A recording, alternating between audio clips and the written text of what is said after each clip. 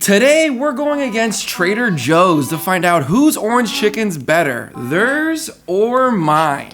I'm going to show you how to make their recipe, and then I'll teach you how to make my recipe, which has freshly fried chicken and an orange glaze that's made from real oranges. In the end, we'll figure out which recipe's better by judging them in 3 categories. How easy are they to make? How do they look? And how do they taste? And the results might be a little surprising, so follow along and let's get to cooking. We'll first get to work on Trader Joe's version, which is surprisingly very fast. You'll first spray some oil on an aluminum foiled lined baking sheet, and then you'll dump all of your chicken nuggets onto it. Remove those sauce packets and then toss your chicken in an oven that's been preheated to 400 degrees Fahrenheit for 20 minutes. Now 5 minutes before the timer is up, let's get to work on our sauce. You'll set a pan to medium heat and then pour in both of our sauce packets in the pan. And try not to get scared of the pan sizzling like I did here.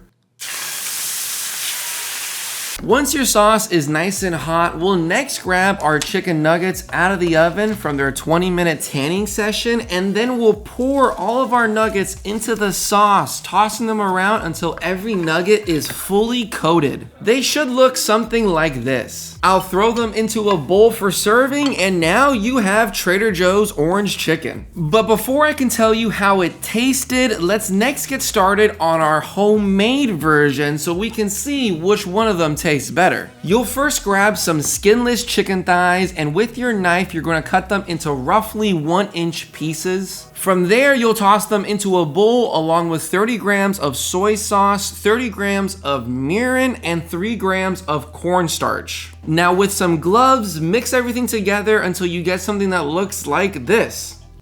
We're going to leave this to marinate for 20 minutes, and we'll next get to work on our breading station, but I should mention that this recipe is actually from Brian Lagerstrom. I changed a few things about it, but I wanted to give proper credit to him and his recipe. I'll leave the link down below for his YouTube video if you guys want to check it out. But for our breading, in a large bowl, you'll pour in 350 grams of all-purpose flour along with 350 grams of cornstarch, 15 grams of salt, and 6 grams of baking soda. With our trusty whisk, mix everything together evenly, and then in a smaller bowl, you'll pour in 2 cups of our flour mixture as well as enough water until you get a paint-like consistency like this. Now the last thing we're going to do is scoop 1/4 of a cup of our wet mixture and then pour it back into our dry mixture, lightly breaking up the large clumps with our fingers. This will allow for those large craggly bits to form on our fried chicken later. From here, we'll start breading, and I hope you're ready to get your hands very dirty. You're going to grab our marinated chicken, making sure to drain any excess before throwing it into our flour mixture. Once all of our chicken is in our flour, we'll next toss them around, making sure each piece is fully coated. I'll then dust off any excess with my hands and then toss them into our wet batter.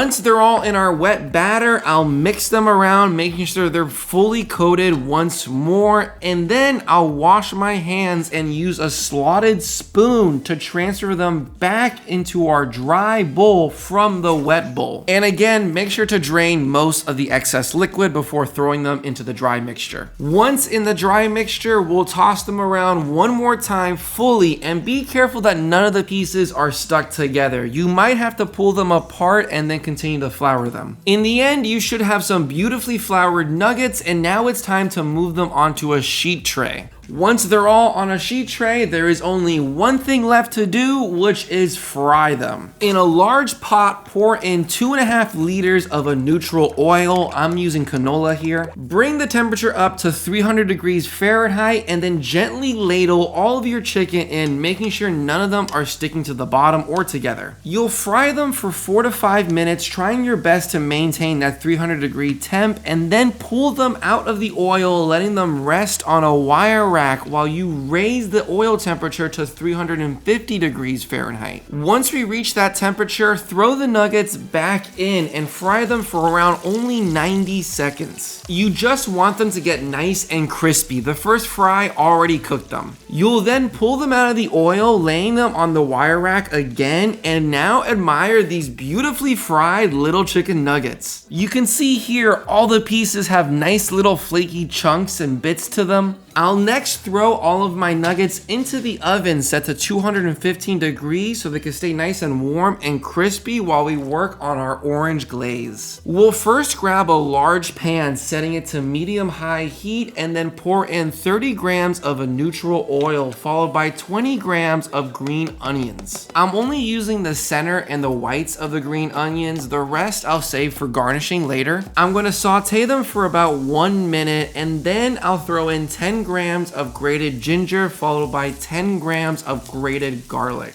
In order to grate both of them, I just used a microplane and just went at it until I got enough. It took about 3 cloves of garlic and 1 inch's worth of ginger. I'm going to saute them for only 15 to 30 seconds, just until they start to get fragrant, and then I'll pour in all of our ingredients, which is 125 grams of chicken stock, 75 grams of mirin, 50 grams of soy sauce, 10 grams of toasted sesame oil, 50 grams of sugar, 25 grams of rice vinegar, the juice of 1 large orange, and the zest of that orange as well. I'm going to mix everything together, and then in a separate container, I'll toss in 8 grams of cornstarch and 16 grams of water, mixing it thoroughly until we get our thickening cornstarch slurry. I'll pour all of our slurry into our pan, mixing it in, and now we're going to hit it with high heat until we've reduced it to our liking. This took about 5 to 7 minutes of reduction on high heat. It should start to bubble up a lot, and if you want to see the consistency properly, just remove it from the heat, and once the bubbles stop, test to see how thick it is by running your spatula through it. It should look something like this in the end. Now I'm gonna grab our fried chicken from the oven and then throw all of it into our orange glaze, making sure to mix it in thoroughly, coating each and every piece. It should look something like this, nicely, beautifully glossy. To plate this sucker, I'll pour a healthy amount into a bowl, giving a nice sprinkling of sesame seeds, as well as a little bit of our green onions from our remaining tops, and you're done. You have a beautiful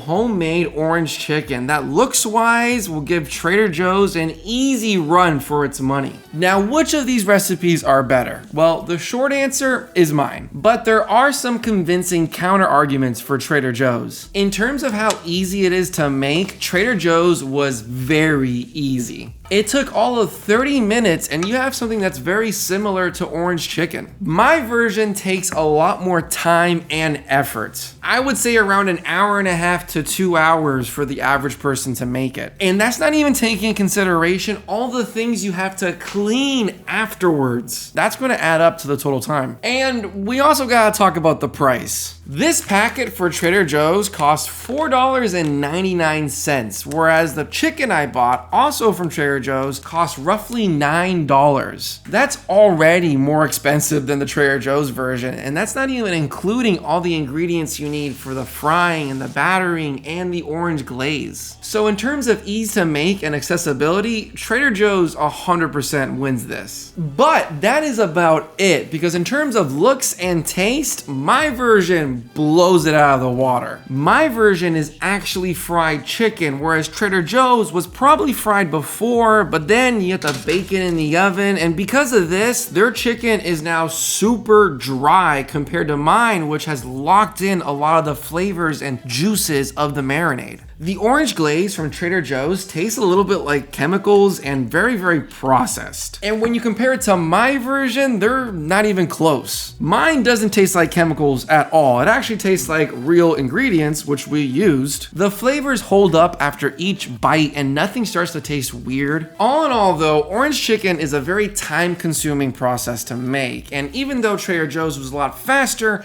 I still liked mine way more and would rather make mine any day of the week. That being said, you definitely can't quickly make my recipe on a weekday, and it should be more suited for special occasion weekends. Both have their pros and cons, but in order to give a clear decisive winner, I'm gonna say we won.